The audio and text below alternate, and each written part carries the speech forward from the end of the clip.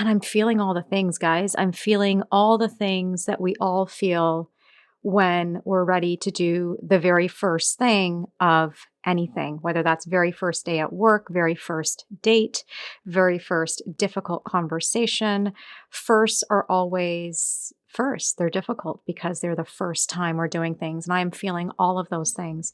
And you know what's funny is true to my nature, I had all this content planned. I've got notes literally sitting right in front of me right now and teaching notes, right? I was going to teach you guys about something related to relationships, obviously. And as I'm sitting here looking at these notes, I'm realizing and recognizing that this is actually not the place where I need to start. In order for me to start this conversation, this relationship with you, and this, what I truly hope becomes a movement for us, I actually need to back up a little bit.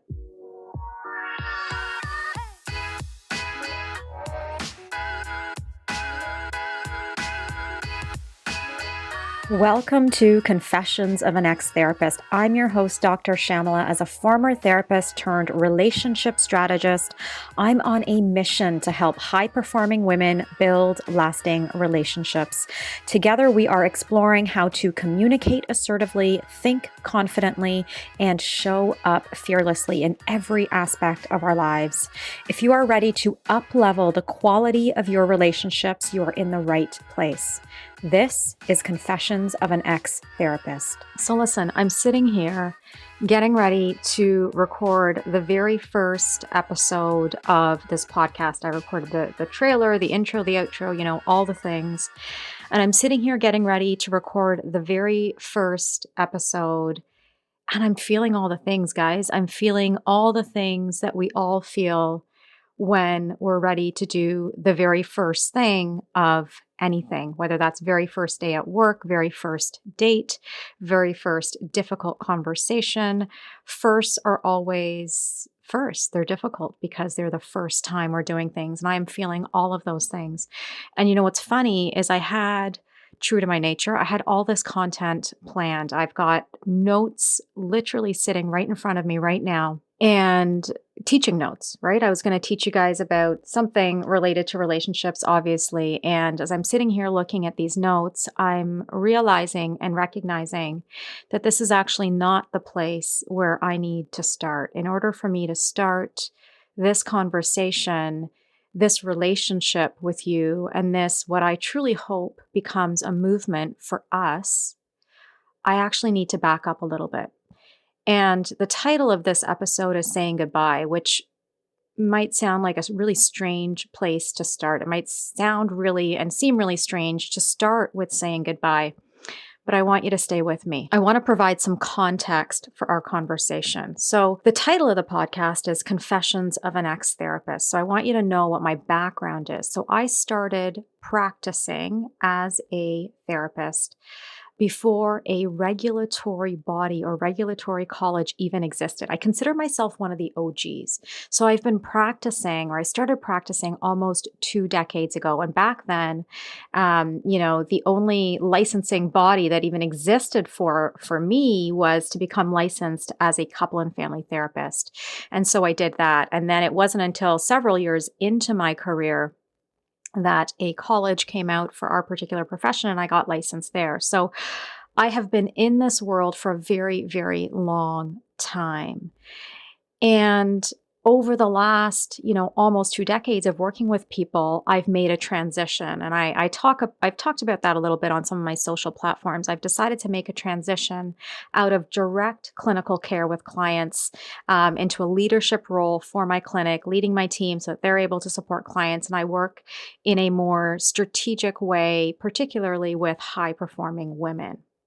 So I want to give you that context in terms of really sort of how the birth of this particular podcast started for me, was wanting to share some of that journey with you, wanting to share some of what I've learned, some of what I've experienced, and to share this next leg of the journey with you as well, because I'm really, as hard as it is to say goodbye, I'm also really excited to be able to grow in this new area and in this new direction and to be able to share that with you. So, just like most clinicians, I went into the work to help and heal others, right? Like that's the reason I got into this work to begin with. And the funny thing is, I truly had no idea at the time that I went into this profession that I was the one that truly needed some help and some healing as well. I needed the very same, right? There's this concept that we talk about, in this field. It's the concept is a concept of the wounded healer, right? The wounded healer. And that truly was me, and it still is. I still consider myself a work in progress. I still consider myself a person, a human, a woman who is growing and who is healing. And as I do more and more of that, I'm able to show up more and more authentically in my life and in my relationships. And the truth is, if I knew how profound and how intense and even how painful at times that journey was going to be, I probably would have never started. I probably would have never started the journey if I knew at the beginning of that journey how intense that journey was going to be, right? I would have talked myself out of it. I would have absolutely talked myself out of it. And funny enough, I'm feeling the same way about this journey on this podcast with you right now. I want to talk myself out of this.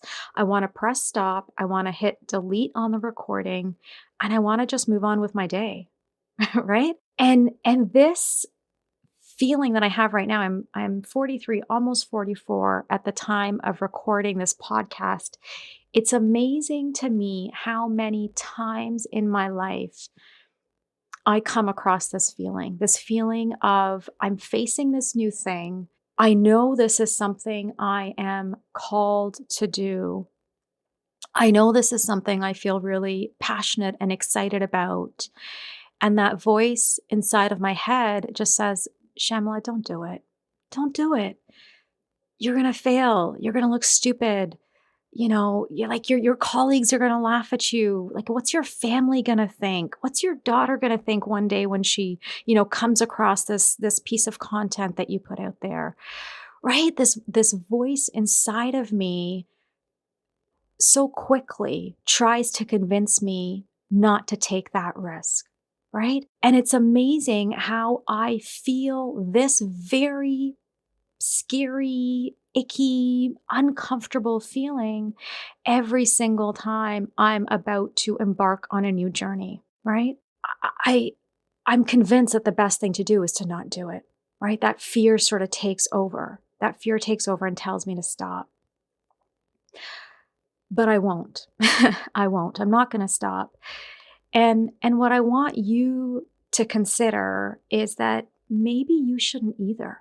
Maybe you shouldn't give in to that fear. Maybe you shouldn't pay attention to that niggling voice inside of your head that tells you not to take the risk, that tells you that you're not capable, that tells you that you're an imposter. Maybe you shouldn't listen to that voice either. So friends, if you're listening and you know that your mission and your purpose is yet to be realized, there are a few things that you can do right now to begin to take the next step. And that's what I want to talk with you about today. I want to talk with you about, what are those things that you can do to actually take that next step? So what I'd really like to share with you is what you can do. What can you do? What can you put into action right now so that you can take that next step? If you know deep down inside that your life was meant for more, that you've got this mission and this purpose inside of you, and you really want to push that forward, what can you do right now to begin to take that next step? I want to share 3 things that you can try today. So the first thing is something that I have learned to live by. It's not how I used to live, but I've learned to live by these words, and it's just start. Just start. It is one of the most powerful things that you can do to actually take action in your life is to begin. Start small, whether that's jotting down ideas, whether it is putting something into action, whether it is, recording a video or writing a piece of content or, for me, it was recording this podcast just to do it completely imperfectly and not to get hung up on all of the details, not to get hung up on, what is it going to look like 3 months down the road? And believe me, I did do that. I began to think about that even for myself as I started thinking about this idea of recording a podcast. I found myself really kind of ruminating on, where am I going to end up? And am I going to interview people? And am I just going to sit here and talk into a mic? And who's actually going to listen? And what am I going to talk about? Will I just keep teaching? Will I do that on so many other platforms? And so it's really easy to become consumed with all of those thoughts and those ideas. And they're great thoughts, they're great ideas. But what we really want to be able to do is just take action and just start and just begin. So that's the very first thing I want to encourage you to do. Whatever it is that you are sort of thinking about, or you are mulling over, or you're considering in terms of that next step for you in your life, I really want to encourage you, wherever you're at right now, is to just start something, take a small action, do something. Thanks for tuning in to Confessions of an Ex-Therapist, the podcast designed to help high-performing women just like you build better relationships. I've come to understand that the journey towards our best self is better traveled with friends. If you know someone who would benefit from advanced mindset, communication, and relationship strategies, I would love it if you would share this episode with them so that we can grow our audience and maximize our impact. The next thing I want you to think about is actually not thinking. I want you to stop overthinking it.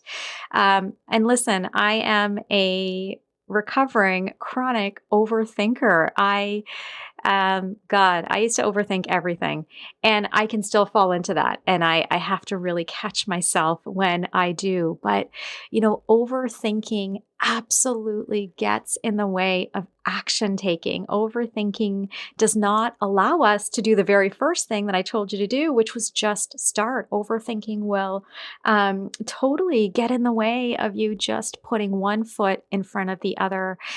It will get in the way of you taking risks. It will get in the way of you living life as fully as you probably know that you can, right? So when we overthink things, what happens really is we are taking an idea, a thought, a concept, and we're turning it over in our minds over and over and over again. And we don't find any solutions when we overthink. We simply ruminate on a thought. We simply turn this thought over. Think of it like a rock, right? You've got this concept or this idea. It's like a rock, and you just keep turning that rock over and over and over again onto like a new side of the rock. But nothing shifts, nothing changes, nothing actually happens. And I'm telling you, friends, if you're stuck somewhere, if you're stuck in terms of taking action in your life, you feel like you are in some ways at the same place today as perhaps you were a month ago or 6 months ago or a year ago or 5 years ago, chances are you get caught in the thinking trap of overthinking. So I really want you to pay attention to that. And I want you to consider the anecdote, or the way to actually move through overthinking, is action, right? So action actually alleviates anxiety. Action alleviates the tendency to overthink and to get stuck. Okay. So you're going to start, and you're going to start by starting the thing that you need to do, take action, and then you're going to stop overthinking it. You're going to stop overthinking the action, okay? Then the third thing, and this for me is so, so powerful, and this is the thing that I really thought about and put into action as I decided to sit here it's a Sunday morning as I'm recording. And this is the thing that I decided I needed to do in order to actually sit here in front of this mic and put this podcast episode together for you, is I needed to remind myself that how and where I start is never how and where I end. So let me explain that to you. The third concept that I want you to really think about is that how you start is never how the thing ends. So I often think about this. I did I was the expert on a national TV show for almost a decade. And that show ended several years ago. I can't remember now, a few years ago. When I look back at the very first episode that I was on, I'm telling you, it's cringeworthy. Like I almost can't look at it. I cringe so hard when I watch myself on the first season. Sorry, forget the first episode. The whole first season of that show is cringeworthy for me to watch, and then the second one and the third one. And truly, it's funny because I looked back, and I did it for almost 10 years, and I remember by season 10, I was like, okay, I kind of feel like I know what I'm doing. And now it's been several years since then. And now when I do media work, it's more like news interviews and things like that. And I look back on that entire journey of being on that show, and I realize, wow, in such a profound way, where I started is not where I'm at now. I feel far more comfortable in front of a mic, in front of a camera, on the screen, putting myself out there on social media, whatever the platform is, on a stage. I feel far more comfortable than when I started. And I started doing that kind of stuff when my daughter was about a year old. She's 11 now at the time of recording. So 10 years ago, right, is when I started. And it was really, really scary for me. And I'm so glad I started. I'm so glad I took that risk, because let me tell you, I was very, very close to talking myself out of that one as well. But here's the thing I want you to remember, and here's the thing I remind myself. And I actually, on my Instagram feed, I remember the first time I decided I was going to record a video, right, and put it on my Instagram feed. It's still there. I purposely didn't take it down for myself. And if you're bored one day, scroll all the way down to the beginning of my feed, or near the beginning of my feed. You'll see it. I am so stiff. I did not smile. I had no intonation, no emotion in my voice. And this was after having done TV for, X number of years. Getting on the Instagram platform with a video was super scary for me, right? So I share this. Stay with me. I know I've sort of gone here, there, and everywhere with this, but I'm sharing all of this because I want you to understand that whenever you start a thing, whatever that thing is, podcast, your very first video, your very first time on a physical stage or a virtual stage these days, your very first conversation with a client or a person that you're working with, or your very first conversation, difficult conversation with your partner, right? Or your family of origin. Doesn't matter what that thing is. Whatever that thing is, how you start, it's never going to be how that thing ends or the process. You're going to get better at that thing, whatever it is, right? But you'll never get better at it unless you start. So I want you to know that. And I want you to know and understand that in a very, very deep way. I want you to think back to something that you feel like you're pretty good at right now, right? That you're pretty decent at right now. And I want you to think back to what it was like for you when you started that thing. That could be playing an instrument. It could be riding a bike. It could be, I don't know, jogging or cycling or lifting weights, whatever it is. I want you to think back to how uncomfortable and how awkward and how scary and how you almost talked yourself out of it at the beginning. And I want you to think about where you're at now. And then I want you to remember this concept that I'm sharing. Know that how and where you start is never how and where you land with a thing, whatever that thing is. All right. So those are the three concepts I really want you to keep in mind wherever you're at right now, wherever you are at on your journey, whether it's a goodbye or whether it's a new beginning or a bit of both, like mine and like where I'm at today. Mine is a goodbye to my career providing direct clinical care to clients, hence the name Confessions of an Ex-Therapist. And at 43, almost 44, this is also a new beginning for me of serving people and working with people in a new and different and fresh way. right? So wherever you're at on your journey, whether you're saying goodbye to something or whether you're saying hello or you're embarking on a new beginning, I want you to remember that how you start this journey is truly not going to be how it unfolds and where you land with it. So listen, maybe you should stay the course, right? Maybe this thing you're thinking about doing is worth you staying the course. Maybe the world needs more of you. Maybe it's time to face the fear, right? Maybe it's time to face the insecurity. We all feel it, right? Maybe it's time to face that absolutely inevitable sense of inadequacy that comes when we live life out loud, right? If I'm going to live, if we're going to live life fully and unapologetically, we're going to feel inadequate from time to time because the risk that we're embarking on, it is so much bigger than us, right?